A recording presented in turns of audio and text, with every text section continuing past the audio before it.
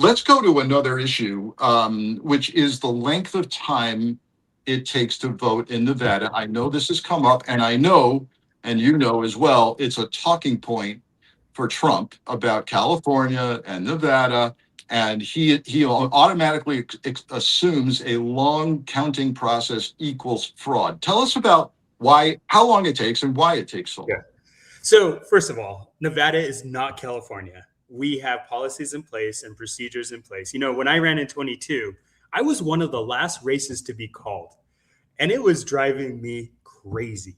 And so I set on a mission to figure out why that existed and how we could fix it. One was starting with implementing a new system, which we did prior to the 24 election cycle. We did it in 14 months, which is unusual for a state to do that quickly, that efficiently, and under budget. But we did it. That is now bringing us data about how people are voting in Nevada in real time. I can now make decisions off of data rather than anecdotal information. And what we found out is from the 24 general election, less than 2% of mail ballots arrive after election day in Nevada. Less than 2%. 95% of that 2% are in the election center's possession within 24 hours. So the second, third, and fourth day, there are minimal ballots arriving. There are less than hundreds arriving at the election center. So the election is pretty much done within the 24 hours of election day.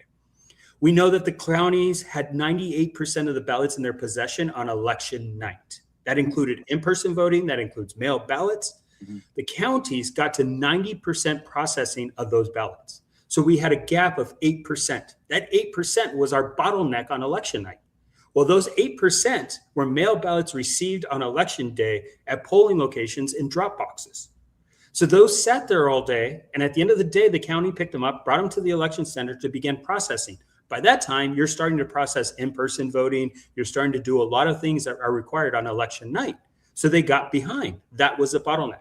So this recent primary we had a few weeks ago, we started multiple day pickups to be able to start processing those ballots earlier in the day. The challenge is in the middle of all of this, operational changes, these processing changes, the United States Postal Service decides they're not going to postmark mail ballots in the evening. They stopped processing mail and postmarking all mail in the evenings of the nights. So now there's only one time to get a postmark and for the mail to be processed, and that's in the mornings. So now voters shifted and put even greater burden on election day drop boxes at polling locations. Mm-hmm. So we have to figure out how to solve that nuance now. But in Nevada, we can start processing mail ballots 2 weeks before election day. So any mail ballot that comes in, the counties receive it, start processing. So it's ready. The counties are ready to go on election day. It's the demand on election day is where they start to build that bottleneck. So I went to the legislature and I introduced a bill to say, hey, anytime and it's also the counties changing behavior. This is a change in behavior issue. Yeah. County administrators are no longer these people who set up polling locations, advertise, educate voters. They are data management information system processors. They have to understand how to process. They have to understand data. They have to understand flow. And so it's a learning opportunity for them to be able to do this. And so I'm on a mad mission. We introduced legislation to say any county that receives a mail ballot has to process that mail ballot within 2 hours. Unfortunately, the governor vetoed that bill, and he's one of the loudest voices about capacity and processing times. And I said, hey, we tried to figure this out. Now we have to figure out other opportunities to do what we need to do to give. We also built a website. We built a dashboard to show voters in real time. It updates every 6 minutes to say how many people are voting in person. It's broken down by county, precinct. It also shows how many mail ballots are received by the county. Yeah. It also shows how many have been processed, how many have been rejected, how many go to signature care, because that transparency is key to the trust we're talking about. We need voters to understand how the process works. We need them to see, look, we have more information about a pizza delivery than we do sometimes about our ballots. And the consumer is educated about that pizza process, and the mail ballots need that same transparency and that same information flow. Really good point. Really good point. It's a lot of information. Yeah, no, this is good stuff, and I also like the fact, and it's okay that you've identified a gap, right?